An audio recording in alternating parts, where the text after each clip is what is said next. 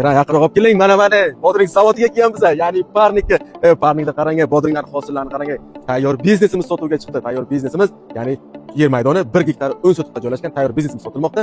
Ko'rib turganingiz mana bu bodring, bu parnigimizning o'zining kattaligi 40 sotiq bo'lib, bundan tashqari zimniletli molxonalari, tog' boqish sharoitlari, xolodilniklarigacha bor ekan, baliq boqishga hamma sharoitlari bor. Tayyor biznesimiz sotuvga chiqdi. Narxlari ketgancha narxlari egalar tomonidan 3 milliard deb aytadilar. Yana kesindilar, ozgina suratga o'tib beraman dedilar. Endi navbat tashqi obzorlarga.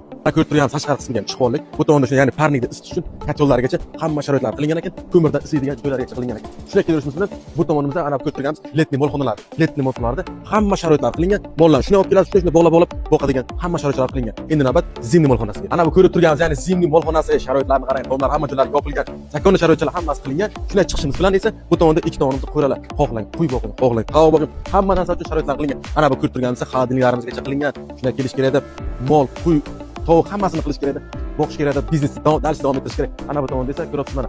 Xohlang quyga, ana bu tomonda zaxira suvlar uchun ham joylar bor ekan. Ana bu ko'rib turganimiz esa ko'rishgan parnigimiz oldi, qarang qanaqa katta yerlargacha bor.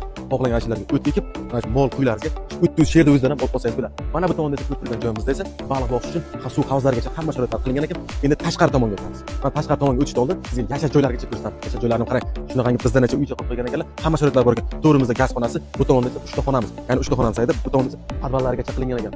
Hamma sharoit bor. Shunday bir yosh oilani keltirib qo'ysangiz, maza qilib yashab, kerak bo'lsa tayyor biznesga qarab turadi. Shunday chiqish bilan tomonda esa tashqarisiga o'tamiz. Tashqarisida ham qarang, qanaqa ikkita katta yerlar bor. Xohlang o't ekib, mana shu tomondagi biznes davom ettirish kerak. Mana tashqari tomonga chiqoligi ariqdagi suvlarni ko'rdingizmi? Bunaqa suvni ko'rish hozir ko'pchilikka armon bo'lib qolgan. Mana kattagina yer maydonlarimiz, ikki tomonga katta yerlargacha bor. 3 milliardga havosi toza joyda, shaharga bir qadam shaharga kerak bo'lsa 2-3 kilometrdagi shahar o'zi yo'q. 3 milliardga tayyor biznes, parnik, molxona, mana ishchilari ham keldi, ish darsh davom ettiramiz.